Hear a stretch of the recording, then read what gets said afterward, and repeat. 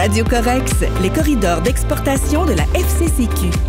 Votre marché est plus grand que vous ne le pensez. Notre invité, dans le cadre de ces balados-diffusions réalisées pour Radio Corex, s'appelle Guillaume Cariou. Il est directeur études et stratégies internationales chez Mercadex International. Guillaume Cariou, bonjour. Bonjour.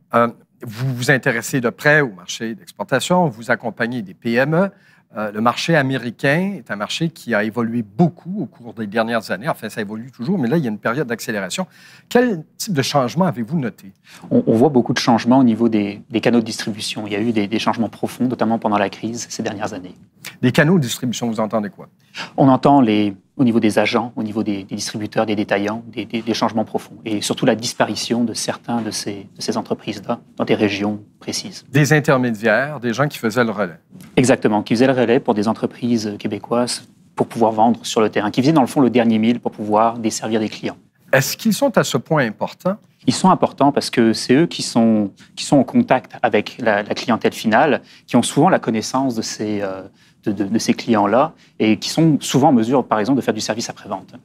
Mais on fait comment à ce moment-là pour les identifier? Si on dans son carnet là, de contact, oui. Et pouf, il n'est plus là. On se débrouille comment? C'est une très bonne question. Ce qu'on va faire, c'est qu'on va essayer d'identifier d'autres partenaires locaux.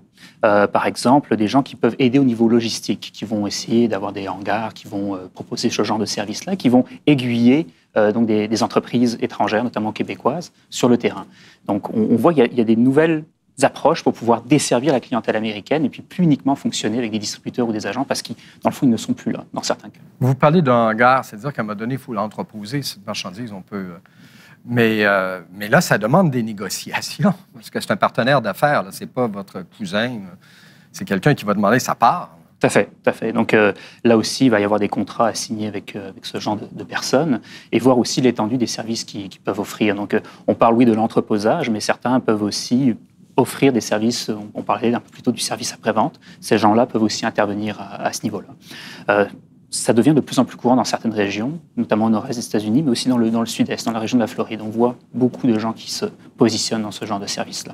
Vous parlez de contrats. J'imagine une des assurances, et il y a des pour et des contre à faire affaire aux États-Unis, mais un des pour, ça doit être que c'est un régime de droit. Donc, si on signe un contrat, là, on sait qu'à cet égard-là, on est quand même protégé. Oui, tout à fait. Puis, il faut se laisser aussi, à l'intérieur de ces contrats-là, des portes de sortie, des clauses qui feraient en sorte qu'on puisse radier le contrat. Et évidemment, c'est tout à fait possible sur le marché américain, évidemment.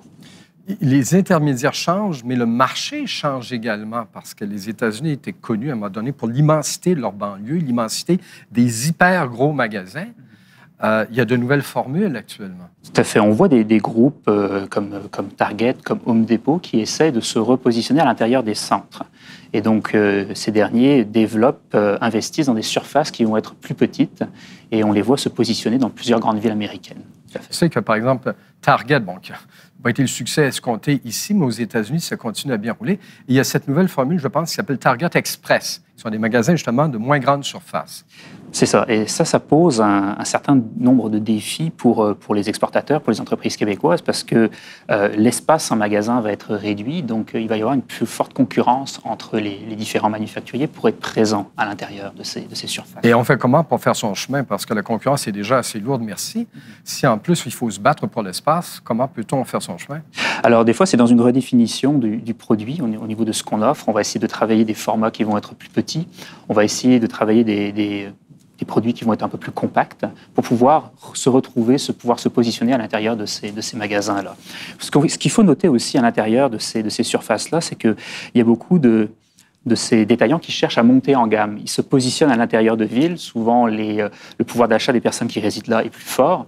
Donc là aussi, le message que ça envoie aux manufacturiers, c'est qu'ils peuvent proposer des produits de plus haut de gamme à destination de ce type précis de détaillants. Oui, précisément, parce que si vous vendez moins, si votre volume souffre, pour que ça vaille la peine de se déployer, il faut quand même, à ce moment-là, aller faire un peu plus d'argent. C'est ça. Donc, proposer des produits à plus haute valeur ajoutée, où souvent les marges sont plus fortes, ça peut être un débouché intéressant de cibler ce genre de magasin-là.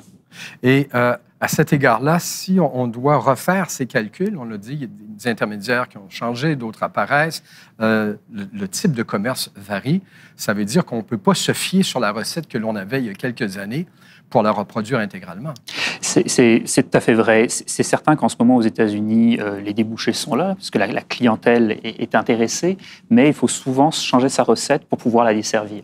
Et ça peut passer, par exemple, par un accord de licence avec un manufacturier local. On lui donne la recette de nos produits et on touche des royautés dans le fond, sur les ventes que lui va réaliser sur son territoire. Et vous, et Mercadex, à cet égard-là, peut intervenir à quel niveau?